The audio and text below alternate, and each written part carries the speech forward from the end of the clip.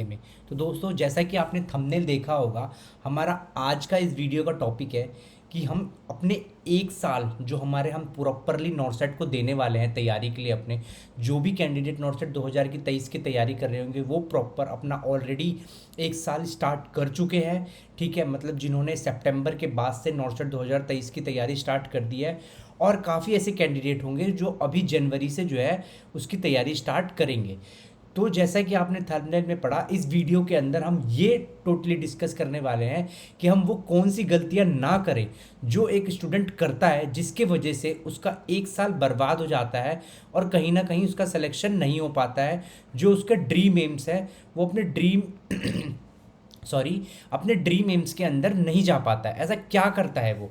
तो उन सारी चीज़ों को हम डिस्कस करेंगे, और वो सारी चीज़ें ही आपको नहीं करनी है, क्योंकि वही सारी चीज़ें आपका ये एक साल जो आप नॉर्सेट को देने वाले हैं तैयारी के लिए, जनवरी से लेकर सितंबर तक का टाइम, ठीक है, या इसके बाद जो भी कैंडिडेट जो 2024 में देंगे या 2025 में देंगे, जो भी कैंडिडेट एग्ज़ाम्स देंगे, वो किस तरीके से इन सारी चीज़ों को इग्नोर करें, इन सारी चीज़ों से दूर रहें, ताकि उनका ये एक साल बर्बाद ना हो, पूरा फ्रूटफुल रहे, और उनका डेफिनेटली एम्स के अंदर जो भी उनका ड्रीम एम्स है उनके अंदर उसका सिलेक्शन हो जाए।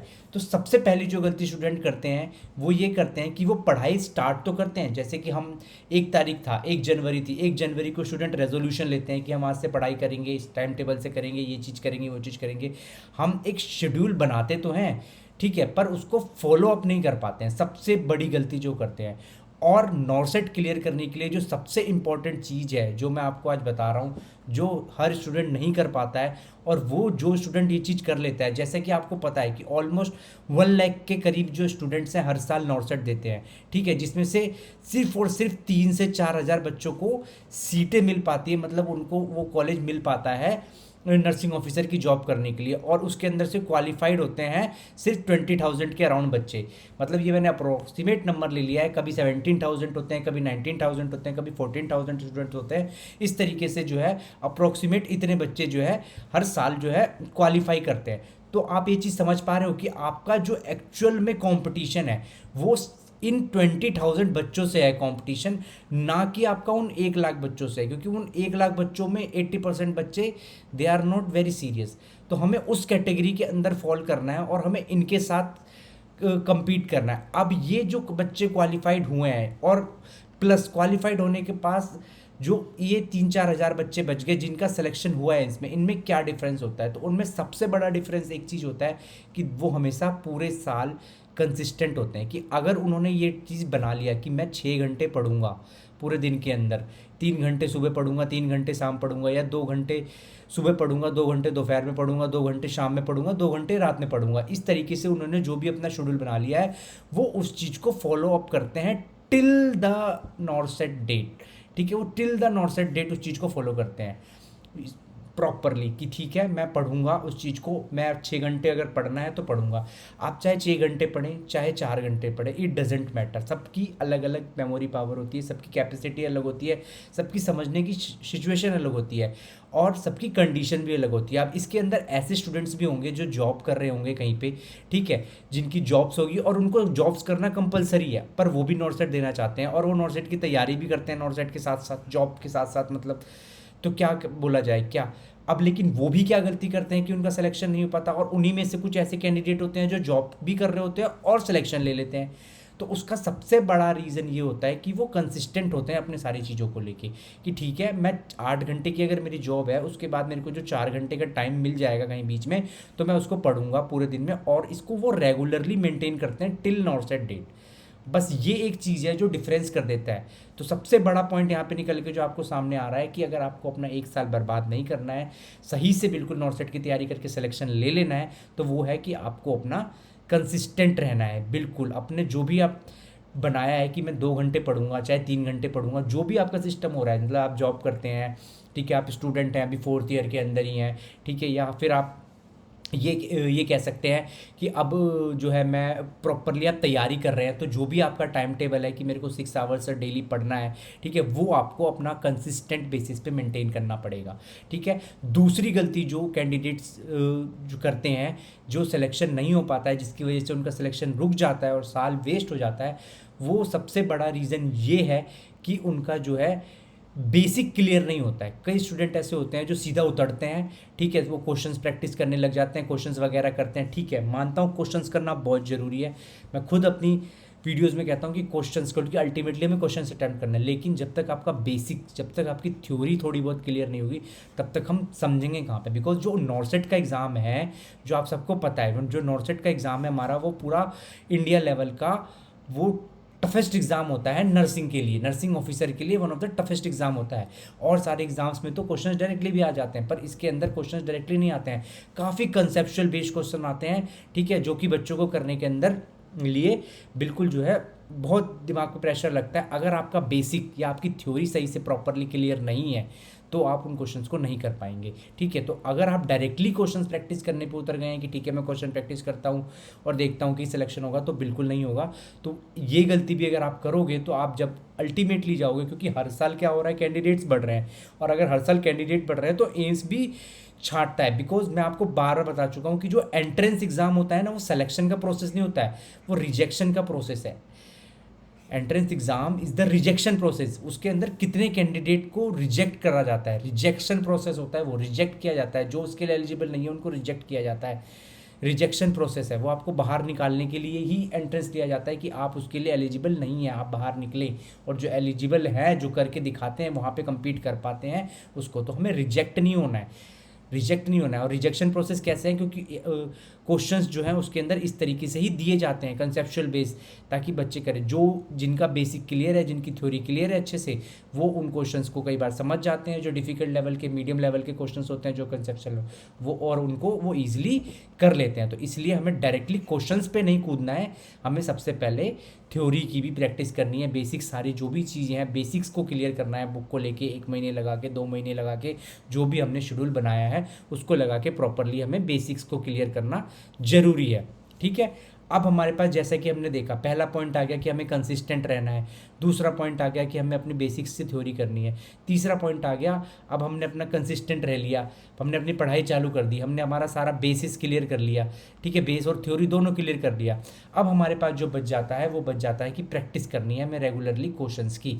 अब हमें क्या करना है, क्वेश्चंस प्रैक्टिस करना है, ठीक है। जो भी, जैसे मैंने 3 महीने पढ़ के या 4 महीने का अपना शेड्यूल बनाया है यहाँ से, ठीक है, उसके अब इस 4 महीने में मैं क्या करूँगा, अपनी बेसिक्स क्लियर करूँगा, थ्योरी क्लियर करूँगा, साथ साथ में क्या करूँगा, एमसीक्यूज प्रैक्टिस करूँगा। क्योंकि अल्टीमेटली जो मैं आपको हमेशा कहता हूँ, क्या कहता हूँ, कि हमें एग्जाम्स के अंदर जो फेस आउट करना है वो एमसीक्यू फेस आउट करना है। तो हमें एमसीक्यू के फॉर्म में, एमसीक्यू के फॉर्म में जो है सारे क्वेश्चंस को बहुत अच्छे से प्रैक्टिस करना है। अगर हम ये एमसीक्यू के फॉर्म में क्वेश्चंस को बहुत अच्छे से प्रैक्टिस कर लेंगे तो हम बहुत ज़्यादा अच्छे तरीके से और ज़्यादा जो है अपनी कैपेबिलिटी को, ठीक है, अपनी एबिलिटी को बहुत ज़्यादा, अपनी जो है क्या कहते हैं, एक्यूरेसी को बढ़ा देंगे, और हमारा सिलेक्शन होने के चांसेस 110% श्योर हो जाएगा।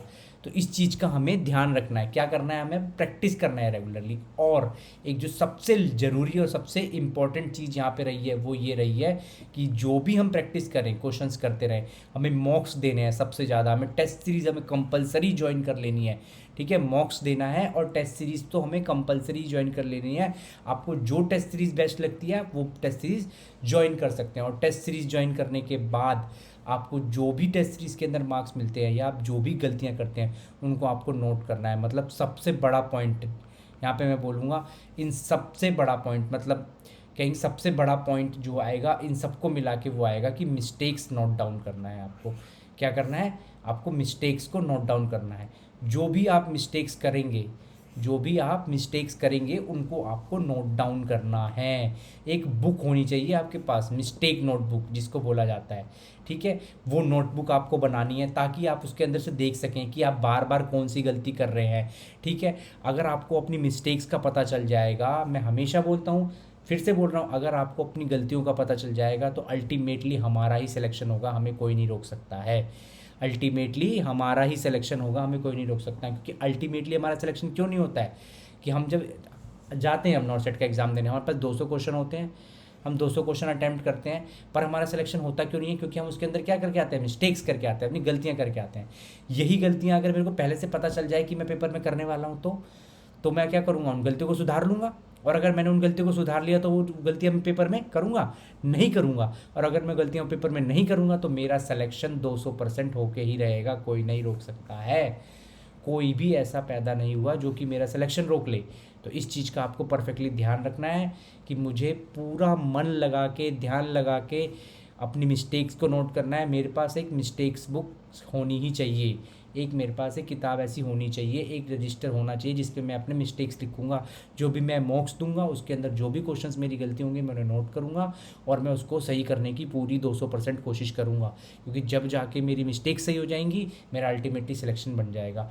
अभी से लेके आज जनवरी 2 है, ठीक है, जब ये मैं वीडियो बना रहा हूँ, हो सकता है आपको 3 या 4 जनवरी को आपको ये वीडियो मिलेगी।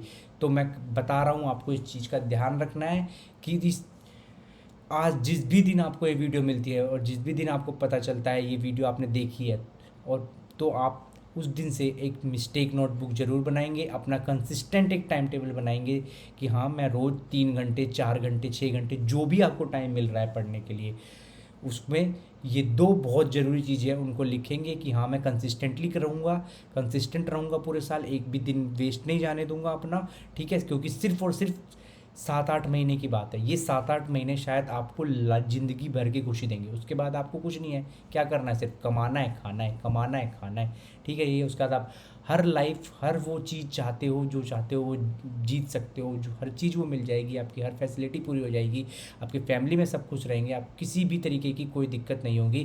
बिकॉज एक चीज़ हमेशा याद रखिएगा, एम्स इज़ ए ब्रांड, ठीक है, आपको एम्स मिलेगा, या आप चाहे सेंट्रल गवर्नमेंट में चले जाएं, तो central government jobs are brand, वो ब्रांड है जो आपकी ब्रांड वैल्यू बढ़ाएंगे, और जब आपकी ब्रांड वैल्यू बढ़ेगी तो आपको अल्टीमेटली हो जाएगा। तो इसलिए हमें जो हम ये गलतियां हैं जो स्टूडेंट करते हैं कि कंसिस्टेंट नहीं रहते हैं, ठीक है, उसके बाद जो क्या कर देते हैं वो बेसिक्स अपने क्लियर करके नहीं जाते हैं, ठीक है, उसके बाद जो है अपनी मिस्टेक्स को नहीं जान पाते हैं कि मिस्टेक्स कहाँ कर रहे हैं, नोट डाउन नहीं करते हैं मिस्टेक्स को। यही मेन चीज़ है जो करते हैं जिसकी वजह से उनका 1 साल बर्बाद हो जाता है और वो अच्छे से तैयारी नहीं कर पाते। तो आपको इन गलतियों को बिल्कुल नोट डाउन कर लेना है, ठीक है, जो भी मैंने चीज़ बताई है।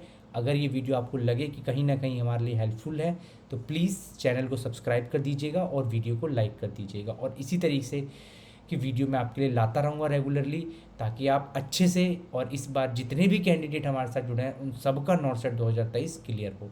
Thank you so much.